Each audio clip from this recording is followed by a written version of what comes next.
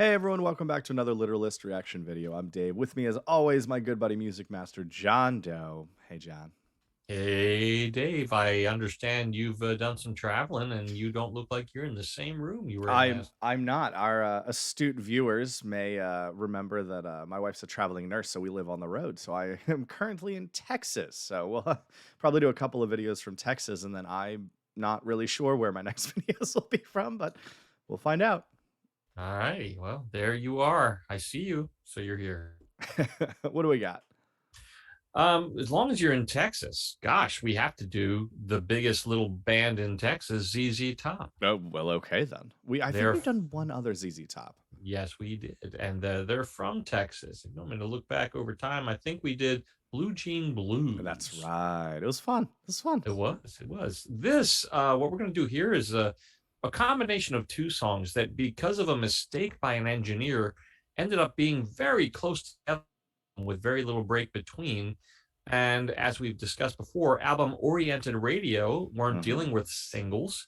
They weren't interested in singles, and these songs occurred so close together, they felt that they belonged together. Sure. And for the rest of history, the two songs, Waiting for the Bus and Jesus Just Left Chicago, were one song. All right, well, check it out. You told me to pull up this off the 2006 remaster album, so here we go. Starts so bluesy. And it will end bluesy. It's nothing but straight blues, man.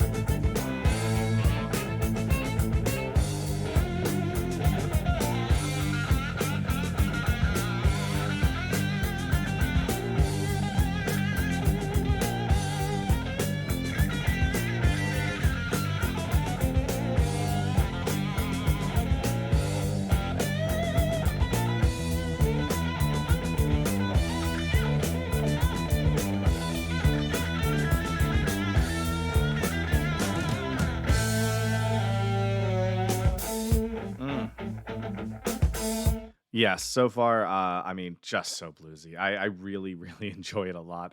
Lyrically, I think it's very down to earth. It's just someone worked a long shift. They get paid at the end of the day. They went and got themselves a beer, a 40, something that's in a brown paper bag. And then they're just sitting there drinking and waiting for a bus they know is going to be absolutely packed with people just like them. Yeah, you pretty much nailed that again there, Dave. It's kind of a working man blues song. Yep, Working Man Blues, which I mean, it's good. It's a beautiful song. Once again, I'm in Texas, listening to the blues, and I feel like I should have grabbed scotch, but Well, if I guess you teal want to do. pause, I'll sing for the audience while you go get your scotch. I And think the problem is it's like 10 in the morning here, and well, there you I, go. I gotta somehow function as an adult for the rest of the day. Yeah. Hey, I want you to also notice though that one of your things about blues is that the bass player doesn't get much to do. I think the bass player's pretty hopping on this track. Ah, okay. Well, let's keep it going.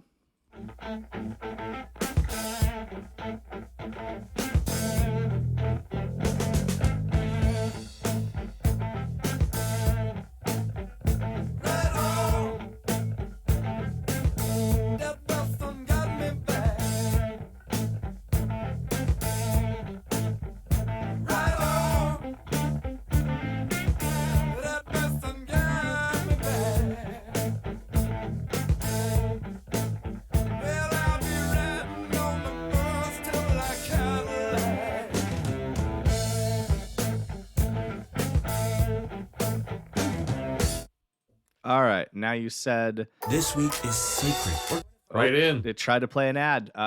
So you said the actual song goes into the next song. Oh yeah, like brief second between the two tracks when you don't have something popping up on you. Yeah, that's fair. So, like back in the day, the DJ would literally just decide it. How did it go from one spot to another? Like, so one DJ decided to do this, but how did the rest of them figure that out? I don't know that it was a figure out thing. Like I said, the break was so brief between them that it just seemed the natural thing to do. The unnatural thing to do would have been to separate them. So I think most DJs, being music lovers, uh, just did what came natural to them. The two songs Mm. open the album, and "Waiting on the Bus" was written solely by Billy Gibbons and Dusty Hill, while "Jesus Just Left Chicago," the second part, has Frank Beard, the drummer, also sitting in to remember he's the beardless I was one of the gonna say band. the one without the Yeah, beard. I but one recall that without the one. beard. It was a co-writer on the next track, which is "Jesus Just Left Chicago." That's awesome. All right. Well, I'd love to hear the rest of it. So as soon as we finish these, let's go ahead and hear it. So back to back, like you said, normally this would have played. I'm curious to see if musically it's the same style and all of that. So here we go.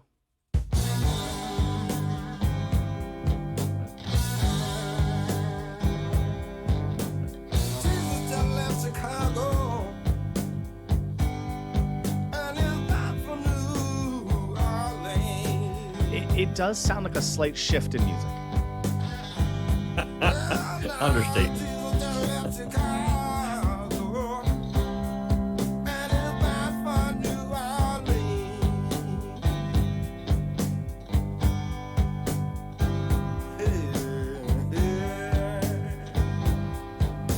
Walking from one end to the other, and all points in between. Took a drive through Mississippi. Well, muddy water turned to wine.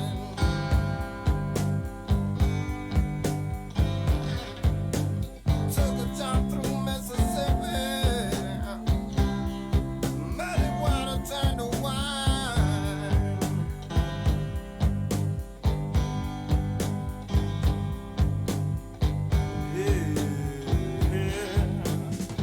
Then out to California, through the forest and the pine.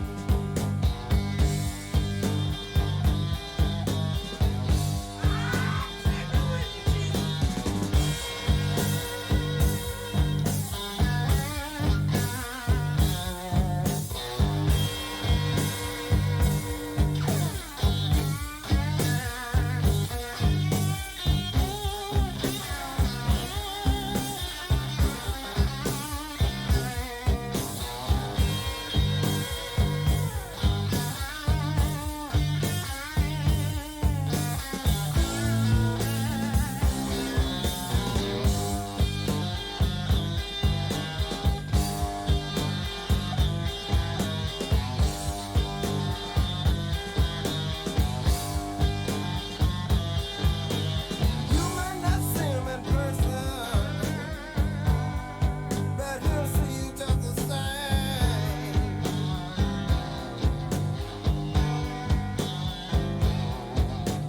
You might not see him in person,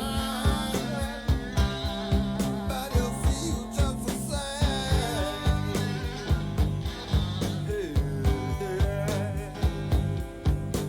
You don't have to worry, 'cause taking care of business is his name.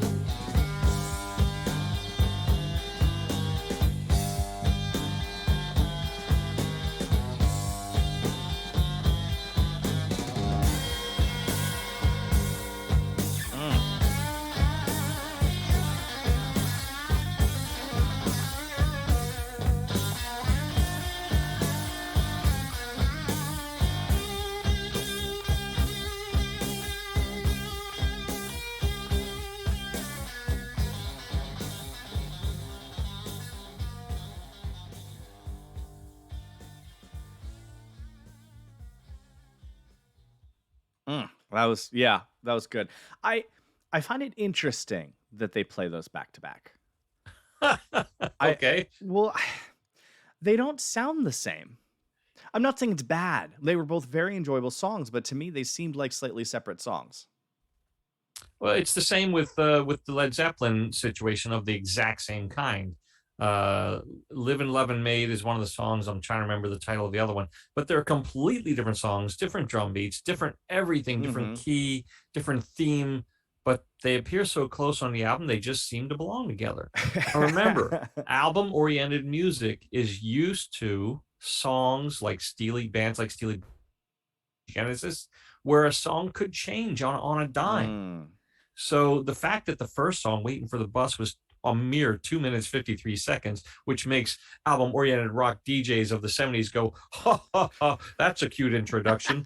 You know, it was something. It was they were so close on the album, they just figured, well, you don't put out an album, you don't have a major record label put out an album with a mistake in it. So surely Surely they these two must go songs together. must go together. Yeah.